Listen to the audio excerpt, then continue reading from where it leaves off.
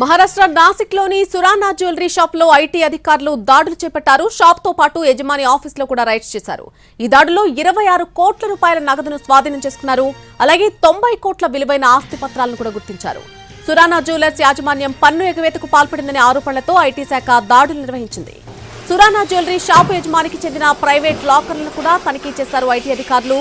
మన్మాడ్, నంద్గావ్ లో ఉన్నటువంటి సురానా జ్యువెలర్ యజమాని కుటుంబ సభ్యుల ఇళ్లలో కూడా సోదాలు చేపట్టారు. జ్యువెలరీ షాప్ యజమానికి ఇంట్లో ప్రైవేట్ లాకర్లలో కొద్దిపాటి నగదు మాత్రమే బయటపడినట్టుగా చెప్తున్నారు. అయితే అతని బంధువు ఇంట్లో తనిఖీలు చేయగా డబ్బుల కట్టలు బయటపడ్డాయి. బంగ్లాలోని ఫర్నిచర్ లో నగదు గుట్టలు గుట్టలుగా బయటపడింది. ఆ నగదు లెక్కించేందుకు దాదాపు 14 గంటల సమయం పట్టింది. ఈ నగదును ట్రాలీ బ్యాగులు, క్లాత్ బ్యాగుల్లో పెట్టి 7 కార్లలో తరలించారు ఐటీ అధికారులు.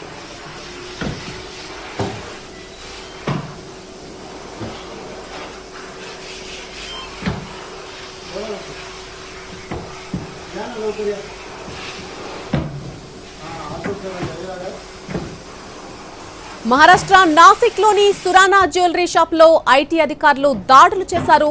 ఆ షాప్ తో పాటు యజమాని ఆఫీస్ లో కూడా రైడ్స్ చేశారు అధికారులు. ఈ దాడుల్లో 26 కోట్ల రూపాయల నగదును స్వాధీనం చేసుకున్నారు. అలాగే 90 కోట్ల విలువైనటువంటి ఆస్తి పత్రాలను కూడా గుర్తించారు. సురానా జ్యువెలర్స్ యాజమాన్యం పన్ను ఎగవేతకు పాల్పడిందనే ఆరోపణలతో ఐటీ శాఖ ఈ దాడులు నిర్వహించింది.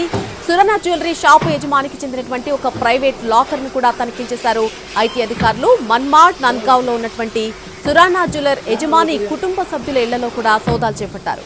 జ్యువెలరీ షాపు యజమానికి ఇంట్లో ప్రైవేట్ లాకర్లలో కొద్దిపాటి నగదు మాత్రమే బయటపడింది. అయితే అతని బంధువు ఇంట్లో తనిఖీ చేపట్టగా డబ్బుల కట్టలు బయటపడ్డాయి. బంగ్లాలోని ఫర్నిచర్ లో నగదు గుట్టలు గుట్టలుగా బయటపడింది. ఆ నగదు లెక్కించేందుకే దాదాపు 14 గంటల సమయం పట్టింది.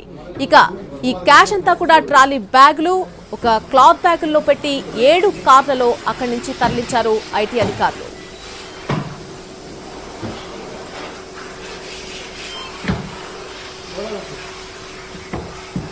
लवकर या.